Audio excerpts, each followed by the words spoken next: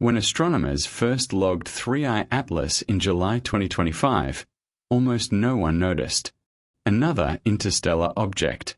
Another frozen drifter passing through our solar system on a one-way trip back into the dark. It was only the third object of its kind ever recorded, but nothing about it seemed urgent. At least, not at first. That changed the moment the James Webb Space Telescope focused on it. What Webb saw shattered every assumption. This wasn't just ice warming under sunlight. Deep inside the object, something was glowing. Not flickering. Not random. It pulsed. Slowly. Deliberately. Like a heartbeat. At first, scientists treated it as a curiosity. But within days, concern replaced fascination. The object's brightness climbed beyond predictions. Heat wasn't coming from its surface.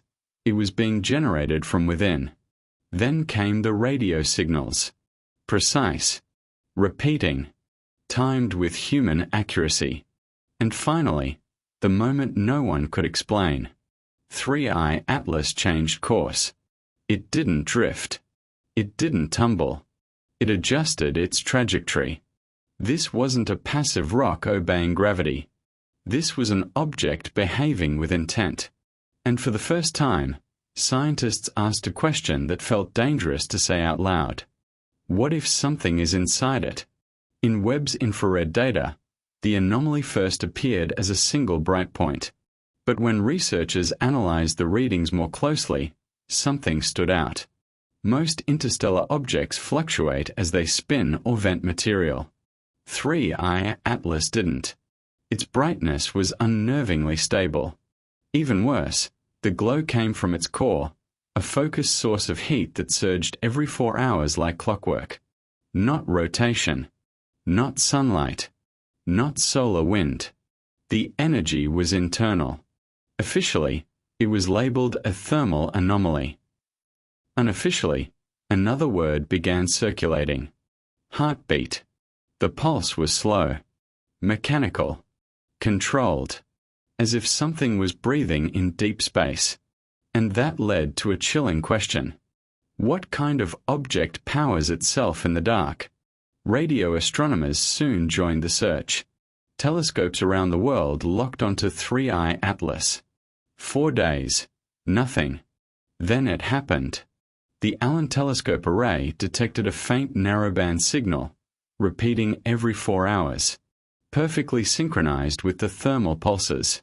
At first, scientists assumed interference, noise, equipment error. But the signal didn't fade. Hour after hour, day after day, it remained precise, stable, persistent. Even more disturbing, it subtly adapted to changes in the solar wind. Fourier analysis revealed something impossible, a carrier wave too mathematically clean to be natural. It didn't resemble pulsars.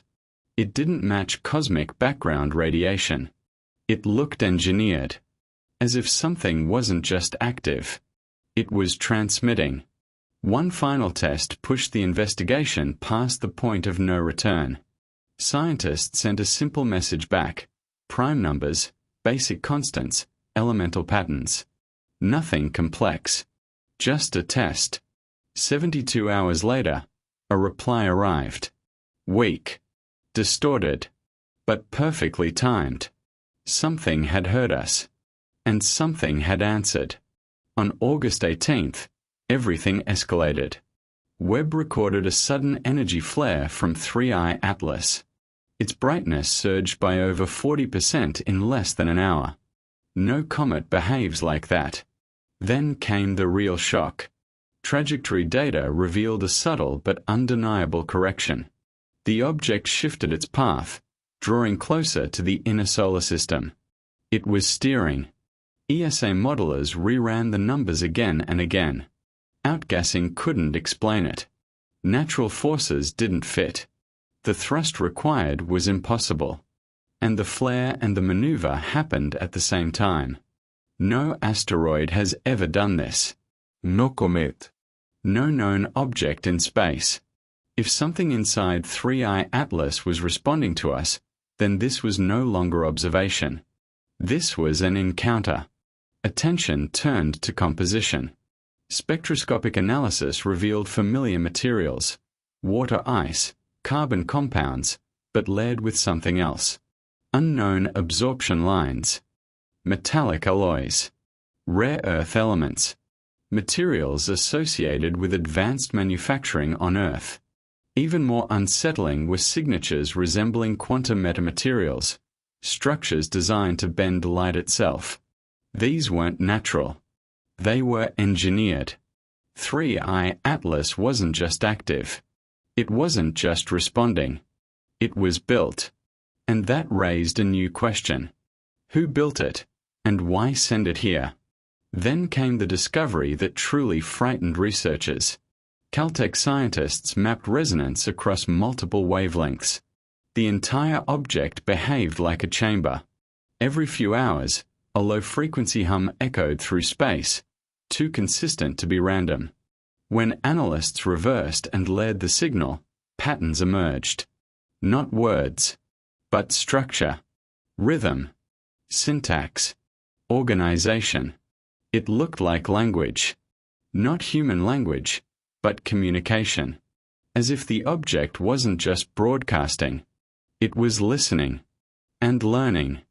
Infrared imaging soon revealed something worse.